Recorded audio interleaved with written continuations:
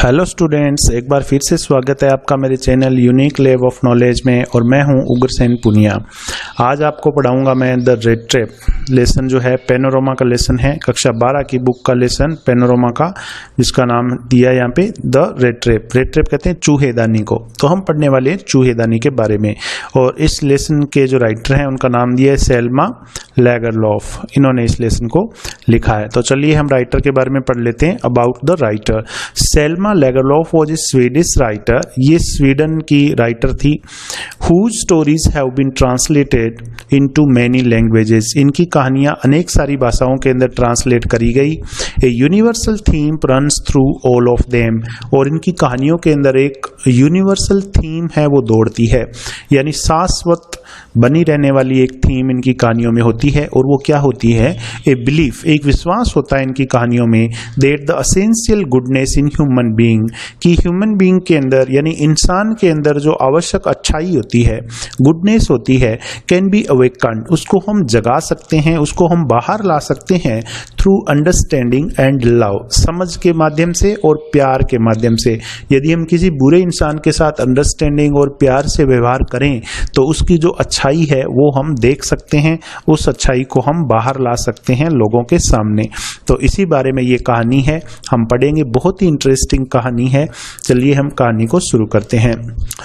चूहेदानी, the rat trap. Once upon a time, एक समय की बात है, देयर वाज ए मैन, एक आदमी था, who went around selling small red traps of wire. वो क्या करता था? इधर उधर घूमता रहता था। Selling small red traps of wire, wire मतलब तार, तार की बनी हुई छोटी छोटी चूहेदानियां बेचते हुए इधर उधर घूमता रहता था। ही मेड देम हिमसेल्फ, और उन चूहेदानियों को वो खुद बनाता था। At odd moments, at odd moments का मतलब होता है जब भी उसका मन करे, यानी खाली समय के अंदर वो उन चूहेदानियों को खुद बनाता था। फ्रॉम द मटेरियल, और कौन से सामान से बनाता था? उस मटेरियल से बनाता था, उस सामग्री से बनाता था। ही गोट बाई बेगिंग, जिसको वो भीख मांग कर लाता था। इन द स्टोर्स, दुकानों से, और एट द बिग फार्म्स, या बड़े बड़े खेतों से, किसानों से भीख मांग करके वो सामान लाता था और फिर उनकी खाली समय में चूहेदानियां बनाता था और उनको बेचते हुए घूमता रहता था। बट इवन सो, लेकिन इतना सब कुछ करने के बाद भी, the business was not specially profitable. Profitable मतलब लाभदायक, उसका जो बिजनेस था वो विशेष रूप से लाभदायक नहीं था। सो इसलिए he had to resort, resort का मतलब होता है निर्भर रहना, टू बोथ बेगिंग, उसको भीख मांगने पर भी निर्भर रहना पड़ा, एंड पेटी थीवरी, पेटी थीवरी कहते हैं छोटी मोटी चोरी। तो छोटी मोटी चोरी के ऊपर और भीख मांगने के ऊपर, दोनों पर उसको निर्भर रहना पड़ा। To keep body and soul together. अब to keep body and soul together किसको बोलते हैं? आजीविका चलाने को बोलते हैं, जीवित रहने को बोलते हैं। तो अपनी आजीविका चलाने के लिए वो पेटी थीवरी, छोटी मोटी चोरियां भी कर लिया करता था और भीख भी मांग लिया करता था। इवन सो, फिर भी, हिज क्लोथ्स वर इन रैग्स, उसके कपड़े कैसे थे? रैग्स यानी फटे पुराने, चिथड़े थे, कपड़े फटे पुराने थे उसके। हिज चीक्स वर संकन, उसके जो गाल थे वो अंदर धंसे हुए थे, संकन थे, सिकुड़े हुए थे। And hunger gleamed in his eyes, gleam मतलब चमकना, और भूख उसकी आंखों के अंदर चमकती थी। नो वन कैन इमेजिन, कोई भी कल्पना नहीं कर सकता, how sad and monotonous life, कि कितना दर्द से भरा हुआ, कितना दुख से भरा हुआ, एंड मोनोटोनस, मोनोटोनस कहते हैं नीरस, उबाऊ, कितना दुख भरा और कितना उबाऊ जीवन कैन अपीयर, हो सकता है, दिखाई देता है, टू सच ए वैगबॉन्ड, इस प्रकार के घुमक्कड़ का। वैगबॉन्ड कहते हैं घुमक्कड़ को, कि इस प्रकार की घुमक्कड़ का जीवन जो है वो कितना मोनोटोनस होता है और कितना ज्यादा दुख से भरा हुआ होता है, इसकी कल्पना कोई नहीं कर सकता। Who plods along the road, plod का मतलब होता है थके हारे चलते रहना, और वो थका थका चलता रहता था अलोंग द रोड, सड़क के किनारे। Left to his own meditations, अपने ही मेडिटेशन में खोए हुए।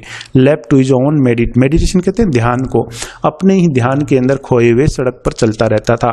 बट वन डे, लेकिन एक दिन क्या हुआ? This man had fallen into A line of thought, ये आदमी लाइन ऑफ थॉट यानी विचारों के अंदर गिर गया, यानी विचारों के अंदर खो गया, सोचने लग गया कोई बात दिमाग में, which really seem to him entertaining, और ये जो है जो सोच रहा था, रियली सीम टू हिम, इसको वास्तव में लग रही थी एंटरटेनिंग, बहुत ही ज्यादा एंटरटेन हो रहा था इसका, बहुत ज्यादा इसका मनोरंजन हो रहा था, जो भी विचार ये सोच रहा था दिमाग में।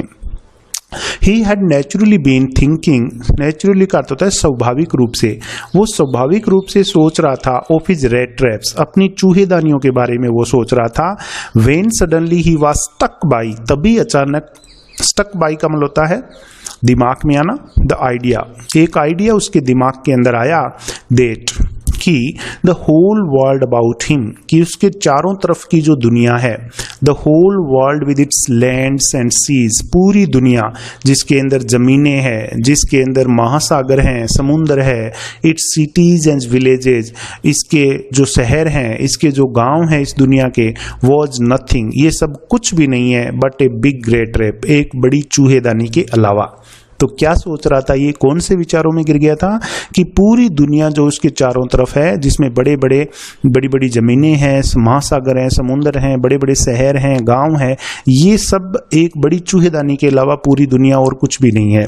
इट हैड नेवर एग्जिस्टेड, और ये दुनिया, एग्जिस्ट का मतलब होता है अस्तित्व में होना, और ये दुनिया अस्तित्व में नहीं हो सकती कभी भी फॉर एनी अदर पर्पज, किसी दूसरे उद्देश्य के लिए, then to see beds for people, किस उद्देश्य के लिए दुनिया अस्तित्व में है, लोगों के लिए बेड सेट करने में, ये उद्देश्य है दुनिया का। बेड कहते हैं ललचाने वाला पदार्थ, कि इस दुनिया के अंदर लोगों के सामने बेड्स है वो पैदा करी जाती है, उनके सामने ललचाने वाली चीजें हैं वो उनको दिखाई जाती है, और फिर लोग जो है उस चीज की तरफ ललचाते हैं, और जैसे चूहा चूहेदानी के अंदर फंस जाता है रोटी के टुकड़े की तरफ ललचा करके, उस तरीके से लोग भी मुसीबत में फंस जाते हैं। तो ये उसका विचार था कि पूरी दुनिया है वो एक चूहेदानी है, और इसके अंदर जो भी चीजें हैं, जमीन जायदाद विलेज गांव, जो भी सब कुछ, ये बेड्स हैं, ललचाने वाले पदार्थ हैं, इनकी तरफ लोग ललचाते हैं और फिर मुसीबत में फंस जाते हैं, ये इसका विचार था।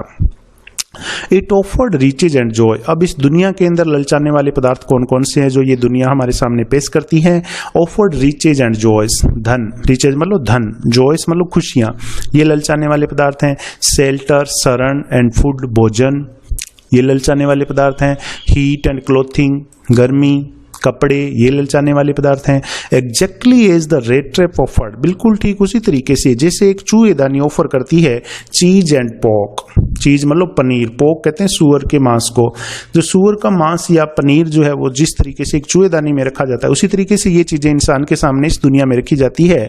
And as soon as anyone let himself be tempted, और जितना जल्दी कोई व्यक्ति लेट हिमसेल्फ बी टेम्पटेड, अपने आप को ललचाने देता है, टेम्प्ट का मतलब होता है ललचाना, लेट हिमसेल्फ बी टेम्पटेड, जितना जल्दी कोई इंसान अपने आप को ललचाने देता है, यानी इन चीजों की तरफ ललचाता है, टू टच द बेट, इन बेट को टच करने के लिए, इनको प्राप्त करने के लिए, it closed in on him, तो ये दुनिया उसके ऊपर बंद हो जाती है, यानी ये दुनिया रूपी चूहेदानी उसके ऊपर बंद हो जाती है।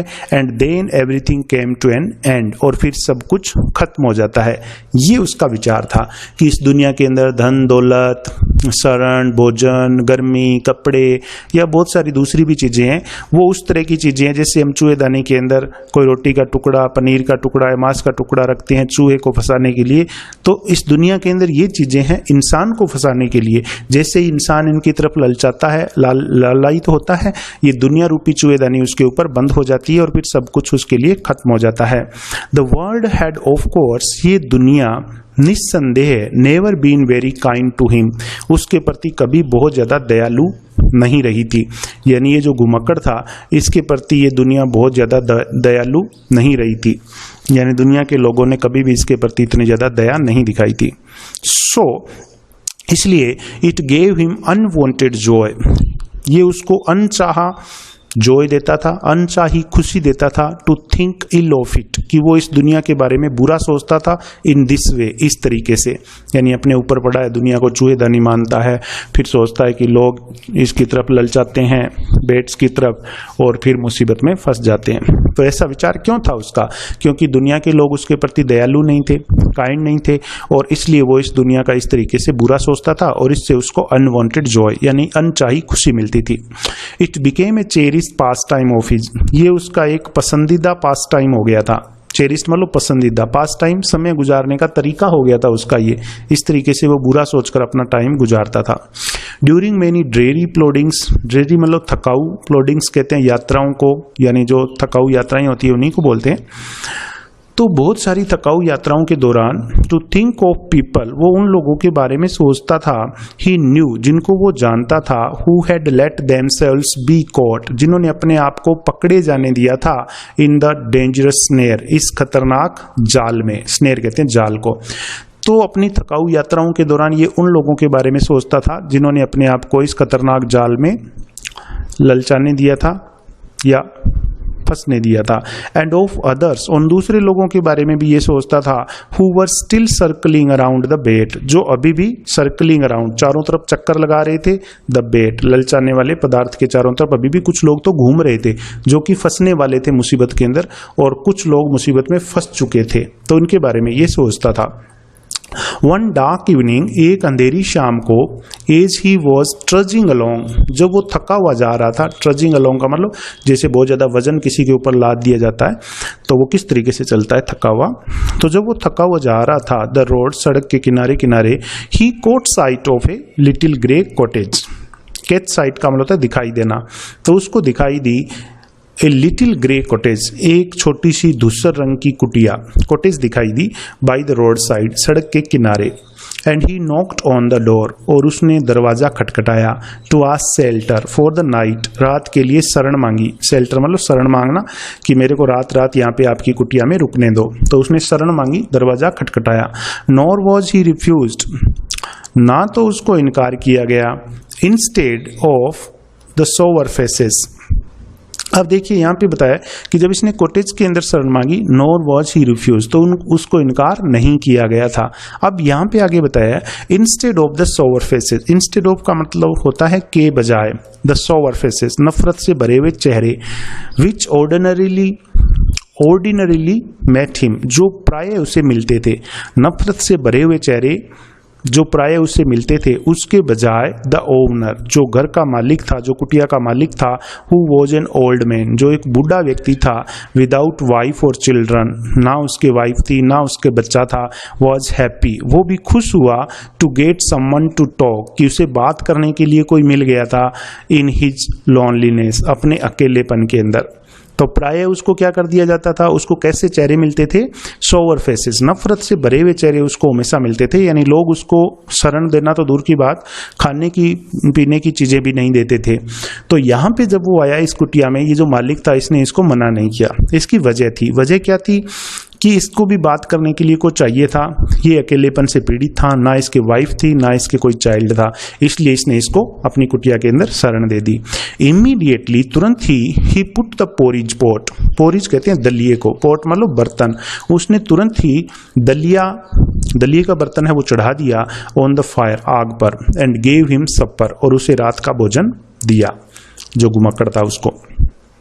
देन ही कार्व ऑफ का मतलब था काटना, फिर उसने काटा, सच ए बिग स्लाइस, एक बहुत बड़ा टुकड़ा काटा, फ्रॉम इस तंबाकू रोल, अपनी जो तंबाकू का रोल था उससे एक बहुत बड़ा टुकड़ा काटा, देट इट वॉज इनफ, कि ये पर्याप्त था, both for the strangers pipe, उस अजनबी की पाइप के लिए, यानी जो चिल्लम थी धूम्रपान करने की, तो उस पाइप के लिए, एंड हिज ओन, और अपने आप के लिए भी, यानी इसने घुमक्कड़ को तो पाइप के लिए वो तंबाकू का टुकड़ा काट के दिया, और खुद ने भी जो पाइप है उसका यूज किया, धूम्रपान किया। तो पहले तो दलिया खाया, सपर किया, रात का भोजन किया, और उसके बाद में इन्होंने ये जो धूम्रपान वगैरह है, चुल्लम वगैरह ये P.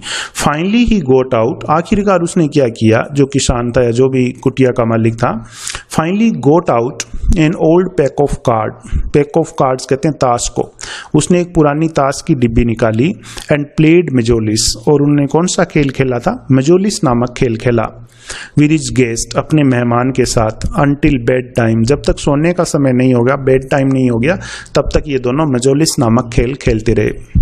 The old man was just a generous जो ओल्ड मैन था, जो बूढ़ा आदमी कुटिया का मालिक, वो जस्ट ए जेनरस, वो उतना ही उदार था, विद हिज कॉन्फिडेंसेस, अपने भेद बताने में, कॉन्फिडेंसेस कहते हैं भेद, अपने भेद बताने में उतना ही उदार था, as with his porridge and तम्बाकू, जितना वो दलिये के प्रति और तम्बाकू के प्रति था, यानी दलिया इसने दिया, तम्बाकू इसने दी, तो इसने अपने भेद भी इसको बता दिए घुमक्कड़ को।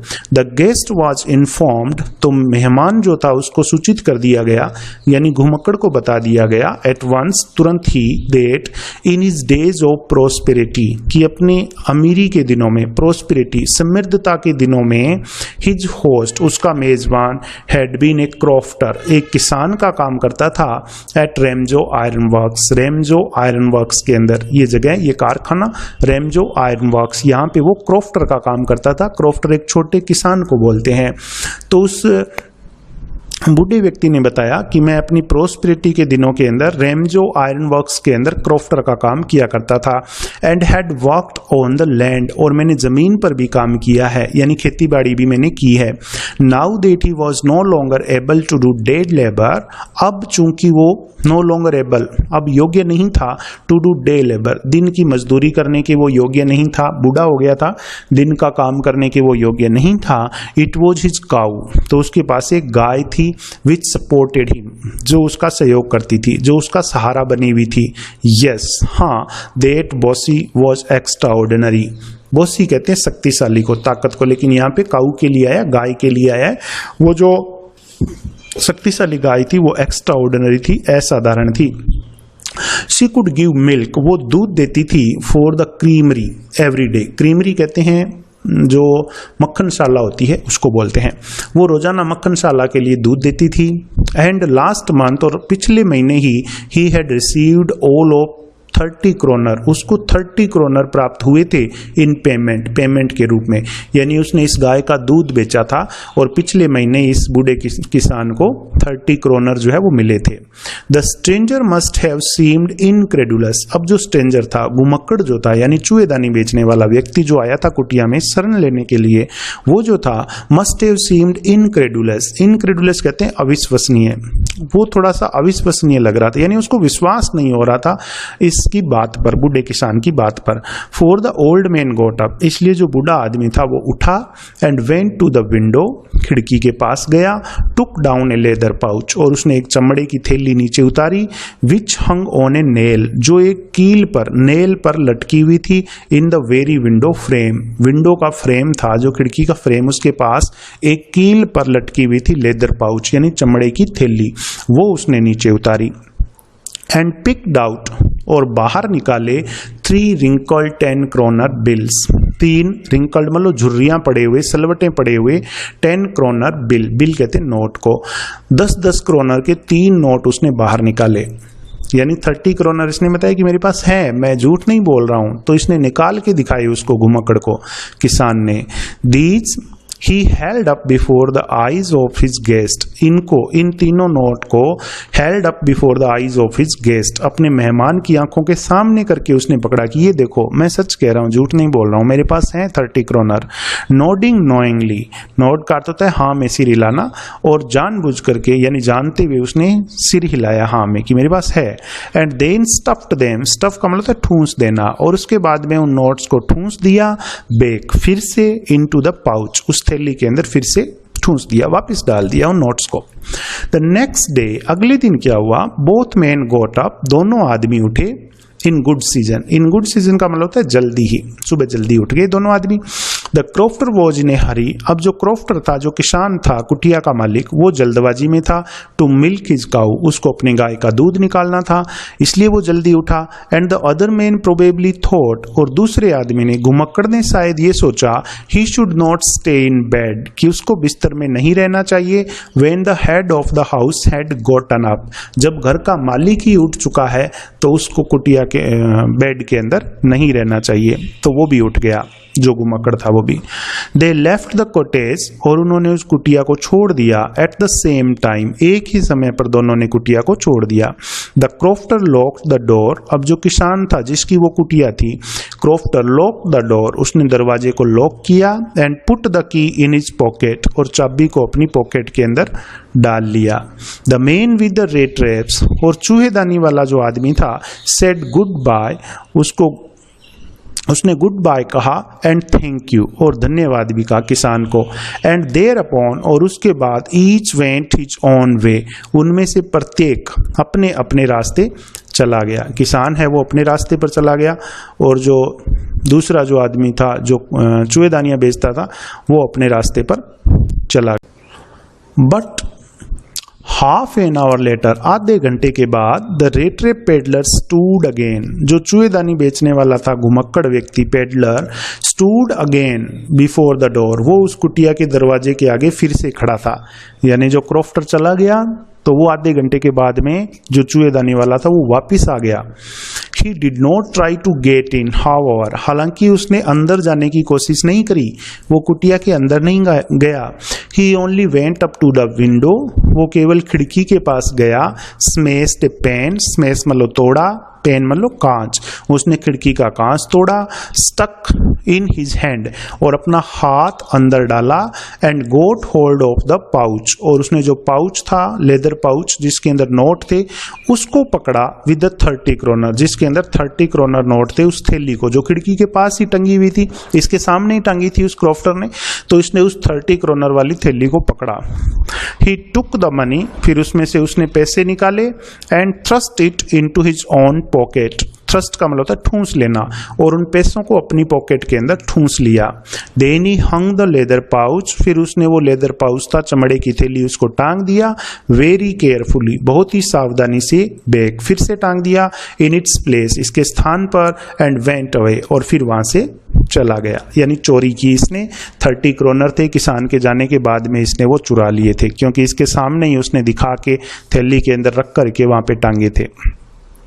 As he walked along with the money, जब वो पैसों के साथ जा रहा था, पैसों के साथ चल रहा था, इन हिज पॉकेट, उसकी जेब के अंदर पैसे थे और वो चल रहा था। ही फेल्ट क्वाइट प्लीज्ड, तो वो बहुत ही ज्यादा खुश था। प्लीज मतलब खुश होना। विद हिज स्मार्टनेस, अपनी चतुराई से, अपनी स्मार्टनेस से बहुत ज्यादा खुश था। ही रियलाइज्ड, उसने महसूस किया, ऑफ कोर्स निस्संदेह, दैट कि at first he did not continue, शुरू में तो उसका साहस नहीं हुआ continue on the public highway, public highway के ऊपर चलने का, यानी वो पब्लिक हाईवे के ऊपर अपनी यात्रा जारी नहीं रखना चाहता था, उस हाईवे के ऊपर वो नहीं चलना चाहता था, उसका साहस नहीं हुआ। But must turn off the road, उसने क्या किया, जो रोड थी उसे टर्न ले लिया, मुड़ गया। इनटू द वुड्स, और कहाँ मुड़ गया, वुड्स कहते हैं जंगल को, जंगल के अंदर चला गया। अब वो हाईवे के ऊपर नहीं चल रहा था, कारण क्या हाईवे के ऊपर नहीं चलने का, क्योंकि उसको डर था कि मेरे पास पैसे हैं और कोई लुटेरा डाकू मेरे को लूट लेगा, तो ये जो मैंने किसी के पैसे चुराए हैं वो पैसे मेरे से भी कोई लूट सकता है, मुझे मार भी सकता है इन पैसों के लिए, इसलिए वो डर गया था। और जो हाईवे है वो छोड़ दिया, और हाईवे छोड़ के वो कहाँ चला गया था, जंगल के अंदर। ड्यूरिंग द फर्स्ट आवर्स, शुरुआती घंटों में, this caused him no difficulty, उसको कोई परेशानी नहीं हुई जंगल के अंदर। लेटर इन द डे, और दिन के बाद में, यानी जैसे जैसे दिन चढ़ता गया बाद में, इट बिकेम वर्स, ये खतरनाक होता गया, यानी बुरा होता रहा। फॉर, क्योंकि it was a big and confusing forest, ये एक बहुत बड़ा जंगल था और एक बहुत ही कंफ्यूजिंग फॉरेस्ट था, यानी भ्रमित करने वाला। रास्ते जो थे इसके अंदर आड़े तिरछे रास्ते थे।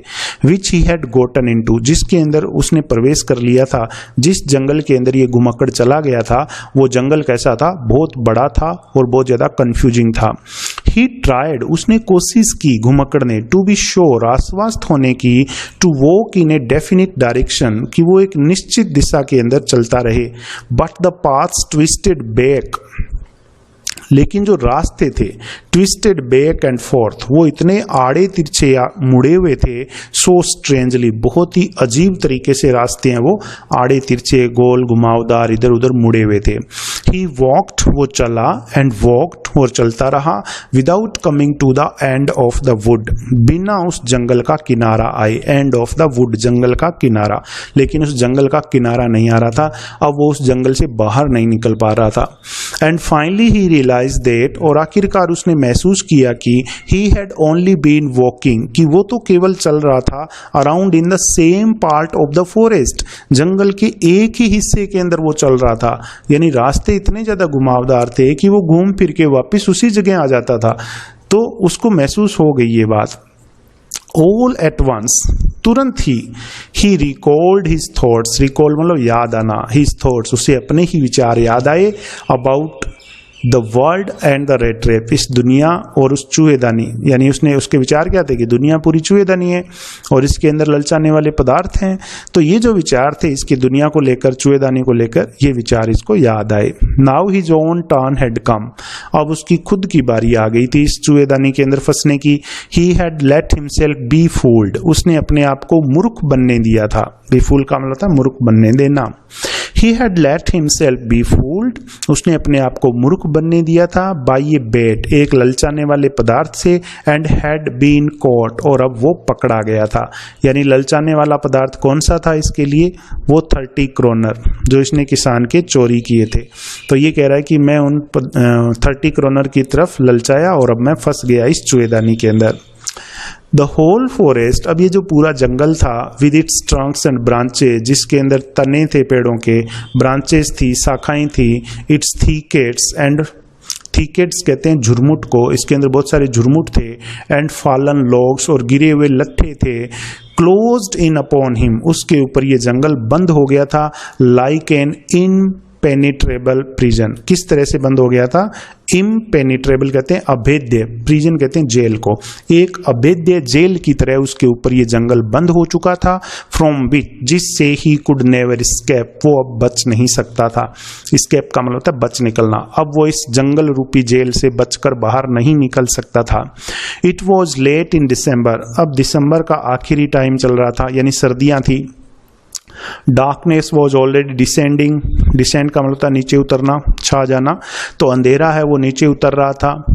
ओवर द फॉरेस्ट, जंगल के ऊपर पहले ही अंधेरा है वो नीचे उतर रहा था। दिस इंक्रीज द डेंजर, इसने खतरे को बढ़ा दिया। And increased also is gloom and despair, gloom कहते हैं उदासी को, डिस्पेयर कहते हैं निराशा को, और इसने उसकी उदासी को, उसकी निराशा को भी बढ़ा दिया। Finally he saw no way out, आखिरकार उसको कोई रास्ता नजर नहीं आया। And he sank down on the ground, sank down का मतलब होता है खड़े खड़े गिर पड़ना, बैठ जाना एकदम से, तो वो जमीन के ऊपर, ग्राउंड के ऊपर बैठ गया नीचे। टायर्ड टू डेथ, इतना थक गया था कि मरे हुए के समान हो गया था, यानी उसके शरीर में अब जान नहीं बची थी। थिंकिंग दैट, ये सोच रहा था कि his last moment had come, कि उसका अंतिम समय अब आ चुका था। But just as he laid his head, लेकिन जैसे ही अपना सिर लगाया, लेड का मतलब रखा, जैसे ही उसने अपना सिर रखा ऑन द ग्राउंड, नीचे जमीन पर, ही हर्ड ए साउंड, तो उसे एक आवाज सुनाई दी। ए हार्ड रेगुलर थम्पिंग, और आवाज किस चीज की सुनाई दी? हार्ड रेगुलर थम्पिंग, थम्पिंग मतलब थम थम, यानी जोर से मारने की कोई आवाज, पीटने की आवाज जो है वो थम थम की आवाज उसको सुनाई दी, जैसे हम किसी को पीटते हैं लोहे को हथौड़े से, या इस तरह की आवाज उसको सुनाई दी। देयर वॉज नो डाउट, अब इस बात में कोई डाउट नहीं था, as to what that was, कि वो आवाज किस चीज की थी, यानी इसे पता चल गया था। ही रेज्ड हिमसेल्फ, अब उस खड़ा हुआ, वो उठा, और किस चीज की आवाज थी? Those are the hammer strokes, वो हथौड़े की आवाज थी, यानी हथौड़े के प्रहार की आवाज थी। फ्रॉम एन आयरन मिल, एक लोहे की मिल से हथौड़े के प्रहार की आवाज आ रही थी। ही थॉट, उसने सोचा, there must be people nearby, आस पास लोग होने चाहिए। He summoned all his strength, summon मतलब इकट्ठा करना, ऑल हिज स्ट्रेंथ, अपनी पूरी ताकत को उसने इकट्ठा किया। गोट अप, उठा, and staggered in the direction, stagger का मतलब होता है लड़खड़ाते हुए चलना, in the direction of the sound, आवाज आ रही थी उस दिशा के अंदर, वो लड़खड़ाते हुए आगे बढ़ गया। द रेमजो आयरन वर्क्स, अब जो रेमजो आयरन वर्क्स था, यानी ये जो कारखाना था, विच आर नाउ, जो अब कैसा था, रेमजो आयरन वर्क्स जो था उसके बारे में बताया, क्लोज डाउन, अब वो कारखाना है वो बंद हो गया था। Were not so long ago, और ये जो कारखाना था ये थोड़े ही समय पहले, ए लार्ज प्लांट, प्लांट मतलब कारखाना, एक बहुत बड़ा ये कारखाना हुआ करता था, विद स्मेल्टर, जिसके अंदर एक प्रगालक होता था, स्मेल्टर होता था जो लोहे को पिघलाता था, रोलिंग मिल, और एक रोलिंग मिल हुआ करती थी इसमें, एंड फोर्ज, और एक लोखाना इसमें हुआ करता था। इन द समर टाइम, गर्मियों के अंदर, long lines of heavily loaded, लंबी लंबी लाइनें, हैवीली लोडेड यानी पूरी तरह से लोड की हुई, पूरी तरह से भरी हुई, बार्जेज एंड स्काउस, बार्जेज एंड स्काउस नाव के प्रकार है, बार्जेज का अर्थ होता है मालवाहक नौकाओं को बोलते हैं, और स्काउज कहते हैं चपटे पेंदे की जो नौकाएं होती है उनको। स्लिप डाउन ये फिसलती थी द कैनाल, कैनाल कहते हैं नहर को। तो ये जो नावें हैं ये नहर के अंदर से होकर के जाती थी और ये भरी होती थी, लोड होती थी लोहे से। Which led to a large inlet lake, और फिर ये नहर आगे कहाँ जाती थी, इनलेट लेक, एक आंतरिक झील के अंदर ये नहर होती हुई जाती। And in the winter time, और सर्दियों में the roads near the mill, जो इस मिल के नज़दीक, इस कारखाने के नज़दीक जो सड़कें होती थी were black from all the coal dust, पूरे कोयले की धूल से ब्लैक हो जाती थी, काली हो जाती थी। विच शिफ्टेड डाउन, और ये कोयले की धूल कहाँ से आती थी, शिफ्टेड डाउन, छन कर आती थी। From the big charcoal crates, बड़ी बड़ी जो चारकोल की दरारें होती थी, क्रेट्स, उनके अंदर से ये छन करके आती थी। During one of the long dark evenings, ऐसी ही एक लंबी अंधेरी शाम के दौरान, जस्ट बिफोर क्रिसमस, ठीक क्रिसमस से पहले, the master Smith and his helper, जो मास्टर स्मिथ था इसके अंदर मुख्य लोहार और उसका हेल्पर यानी उसका सहायक, set in the dark forge, उस अंधेरे लोखाने के अंदर बैठे थे। नियर द फर्नेस, फर्नेस कहते हैं भट्टी को, भट्टी के पास बैठे थे। Waiting for the pig iron, और जो कच्चा लोहा था उसका इंतजार कर रहे थे। Which had been put in the fire, और उस कच्चे लोहे को आग के अंदर डाला गया था। टू बी रेडी, ताकि वो तैयार हो जाए। To put on the anvil, ताकि उसको एनविल के ऊपर रखा जा सके। एनविल कहते हैं अहरन को, यानी कच्चा लोहा इन्होंने भट्टी में डाल रखा था और उसके पकने का इंतजार कर रहे थे, लाल होने का इंतजार कर रहे थे, ताकि इसको अहरन के ऊपर, एनविल के ऊपर रख करके आकार दिया जा सके हथौड़े से पीट कर। एवरी नाउ एंड देन, बीच बीच में, one of them got up, उनमें से एक खड़ा होता। To stir the glowing mass, stir मतलब हिलाता, ग्लोइंग मास मतलब धधकता हुआ जो मास था, यानी मास यानी लोहे का हिस्सा, with a long iron bar, और किससे हिलाता इसको, एक लोहे की लंबी रोड थी उससे इसको हिलाता। Returning in a few moments, और कुछ मिनट्स के अंदर वापस लौट आता। ड्रिपिंग विद परस्पिरेशन, परस्पिरेशन कहते हैं, परस्पिरेशन पसीने को बोलते हैं, तो पसीने से भीगा हुआ, पसीना टपकता हुआ वापिस आ जाता। थू एज वॉज द कस्टम, जैसी की परंपरा थी। ही वोर नथिंग, वे कुछ नहीं पहनते थे, बट ए लॉन्ग शर्ट, एक लंबी शर्ट के अलावा, and a pair of wooden shoes, और लकड़ी के एक जोड़ी जूतों के अलावा वे लोहार जो हैं उस कारखाने के कुछ नहीं पहनते थे। All the time there were many sounds, वहाँ पे हर समय बहुत सारी आवाज़ें आती रहती थी। To be heard in the forge, जो लो खाने के अंदर सुनाई देती थी। अब किस किस की आवाज़ आती थी, the big bellows grown, bellows कहते हैं धोंकनी को, ग्रोन मतलब गुर्राना, जो धोंकनी है वो गुर्राती रहती थी।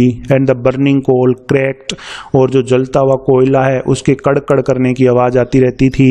The fire boy shovelled, fire boy यानी आग वाला जो लड़का है, शोवल, शोवल मतलब झोंक देना। चारकोल, वो चारकोल डाल देता था इनटू द मॉ ऑफ द फर्नेस, मॉ कहते हैं पेट को, भट्टी के पेट के अंदर वो चारकोल डाल देता था, भट्टी के मुंह के अंदर। With a great deal of clutter, उससे भी ग्रेट डील ऑफ मतलब बहुत ज्यादा, क्लेटर मतलब खड़खड़ाहट की आवाज आती थी। आउटसाइड, तो भट्टी के अंदर तो ये आवाज थी लकड़ी जलने की, चारकोल जलने की। आउटसाइड और बाहर, रोड द वाटरफॉल, झरना दहाड़ रहा था, यानी बाहर झरना के बहने की आवाज आ रही थी। And A sharp north wind, और एक तेज चलती हुई उत्तरी हवा, विप्ड द रेन, वर्षा को पानी को मार रही थी। विप्ड मतलब कोड़े की तरह मार रही थी। Against the brick tiled roof, ईंटों से बनी हुई रूफ के ऊपर, ईंटों से बनी हुई छत के ऊपर वर्षा के पानी को जोर से हवा है वो मार रही थी, तो उसकी आवाज आ रही थी। It was probably on account of all this noise, on account of का अर्थ होता है के कारण, संभवतः इस सभी शोर के कारण ही, that the blacksmith did not notice, कि उस लोहार ने नोटिस नहीं किया था, देखा नहीं था, that a man had open the gate, कि एक आदमी ने दरवाजा खोला, एंड एंटर्ड द फोर्ज, और वो लोह खाने के अंदर प्रवेश कर गया था। तो लो खाने का जो मालिक था, यानी मालिक तो नहीं था, लोहार था जो लो खाने के अंदर काम करता था, उसने नोटिस ही नहीं किया था क्योंकि बहुत ज़्यादा शोर हो रहा था, अपने पता कौन कौन सी आवाज़ें वहाँ पे आ रही थी। तो एक व्यक्ति ने अंदर प्रवेश किया और लो खाने के अंदर वो चला गया था। Until he stood close up, जब तक वो नज़दीक जाकर नहीं खड़ा हो गया टू द फर्नेस, भट्टी के, तब तक उसको देखा नहीं उस लोहार ने, यानी ये घुमक्कड़ चला गया था उसके अंदर।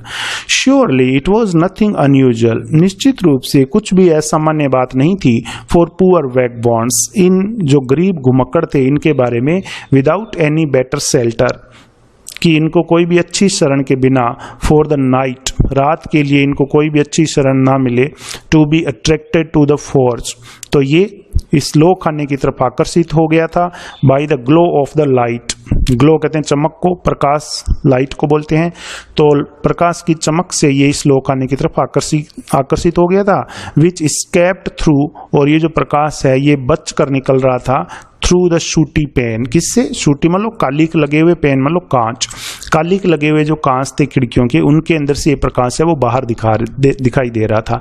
तो surely it was nothing unusual for poor vagabonds without any better shelter, तो कोई भी असामान्य बात नहीं थी कि जो वैगबॉन्ड है इस प्रकार के, ये एक अच्छी शरण के लिए, नाइट के लिए इस प्रकार लाइट देख करके लो खाने की तरफ आकर्षित हो जाया करते थे, और उसी तरीके से ये जो घुमक्कड़ है ये आकर्षित हो गया था इस लो खाने की तरफ। And to come in to warm themselves, और अंदर आ जाते थे, टू वार्म देमसेल्व्स, अपने आप को गर्म करने के लिए, in front of the fire, आग के सामने, तो ये भी आ गया था।